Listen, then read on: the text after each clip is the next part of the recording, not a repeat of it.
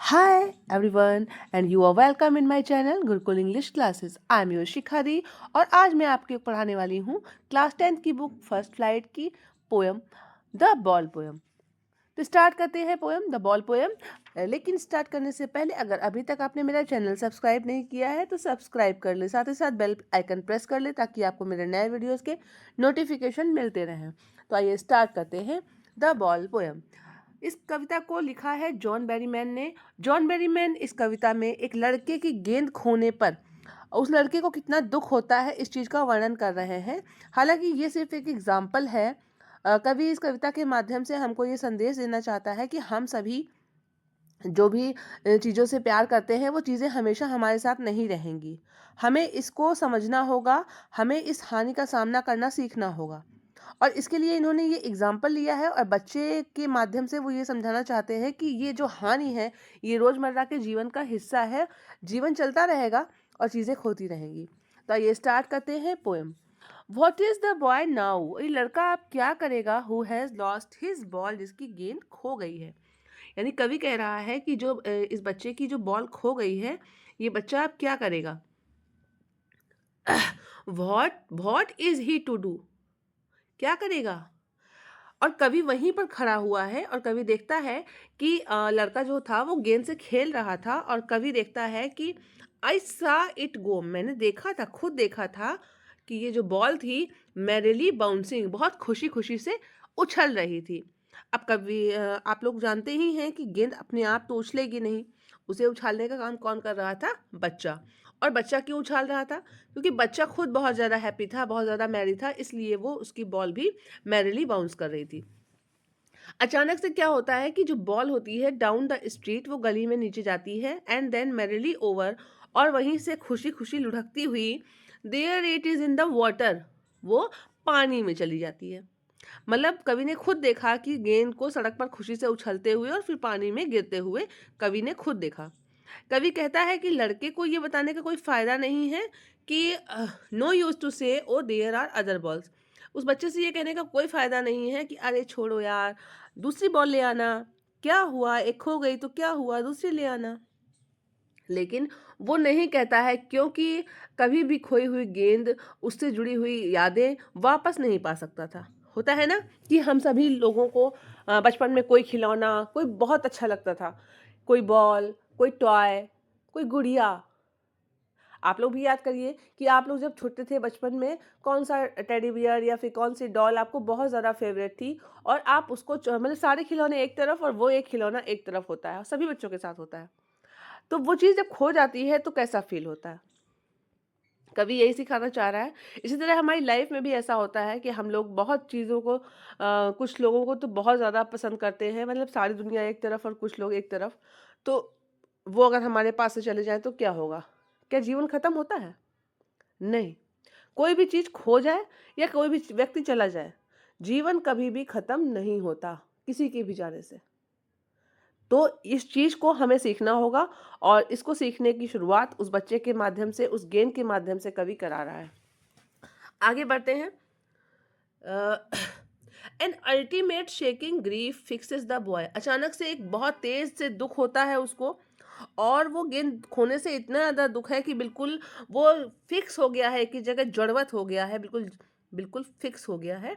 As he stands rigid trembling staring down, वो चुपचाप खड़ा है, सीधा खड़ा है, कांप रहा है और केवल घूर रहा है। और क्या घूर रहा है, all his young rage into the harbour where his ball went. कवि बताता है कि वो केवल उसी दिशा में खड़ा है जिस दिशा में उसकी गेंद गई है। कवि कहता है कि मैं उस लड़के के विचारों में बिल्कुल भी हस्तक्षेप नहीं करूँगा, क्योंकि मुझे ये महसूस हो रहा है कि इस एक्सपीरियंस से ही बच्चा खोने का अर्थ सीखेगा। I would not intrude on him, मैं उसको बिल्कुल भी इंट्रूड यानी कि बिल्कुल भी उसको हस्तक्षेप या उसको रोकूंगा नहीं, टोकूंगा नहीं। अ डाइम अनदर बॉल, मैं उसको नहीं समझाऊंगा कि मत परेशान हो, दूसरी गेंद आ जाएगी। इज वर्थलेस, क्योंकि कुछ भी कहना वो पूरी तरीके से बेकार है। Now he senses first responsibility, आज का दिन वो दिन है जब वो अपने पहली जिम्मेदारी का एहसास करेगा। ये बच्चा आज अपनी गेंद खोकर ये जानेगा कि चीज़ें जो हमारे पास होती हैं वो खो जाती हैं और वापस नहीं आती हैं इन अ वर्ल्ड ऑफ पोजेशन, क्योंकि ये जो दुनिया है ये वर्ड ऑफ पोजेशन है, यानी कि जहाँ जहाँ पर हम बहुत सारी चीज़ों पर अपना अधिकार रखते हैं लेकिन अचानक से वो चीज़ें हमसे छीन जाती हैं। पीपल विल टेक बॉल्स, लोग बहुत सी गेंदें खरीदेंगे।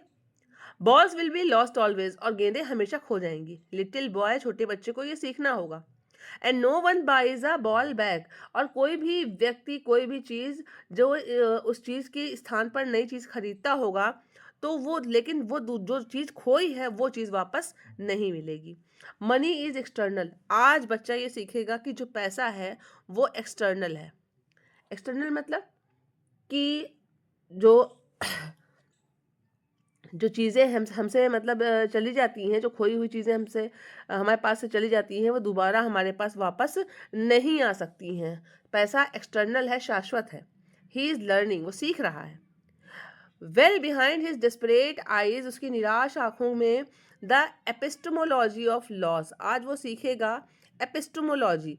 एपिस्टमोलॉजी होती है एक ऐसी समझ जिसका मतलब होता है कि हम चीज़ों को खो देंगे।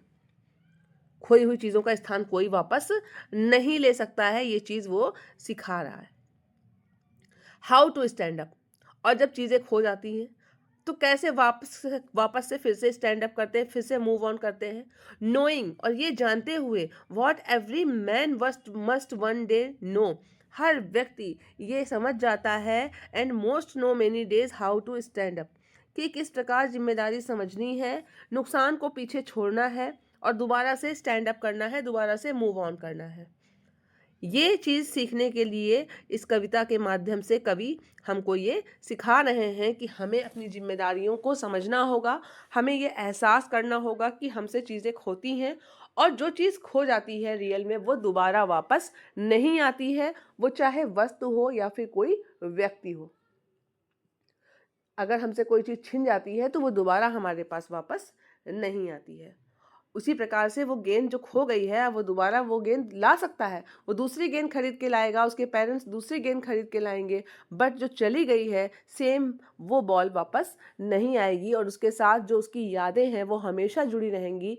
कैसे वो उसके साथ खेलता था, कैसे वो अपने फ्रेंड्स के साथ खेलता था, कैसे उसके घर में कोई रिलेटिव्स आ जाते थे, कहीं उसके सिबलिंग्स आ जाते थे तो वो उनके साथ में भी, कजिन्स आ जाते थे उनके साथ में भी उसी बॉल से खेलता था। वो सारी यादें उसके दिमाग में तरोताज़ा रहेंगी, लेकिन वो बॉल दोबारा वापस नहीं आएगी। तो ये थी पोएम द बॉल पोएम। मिलते हैं नेक्स्ट वीडियो में, तब तक के लिए tata, bye bye and thank you for watching.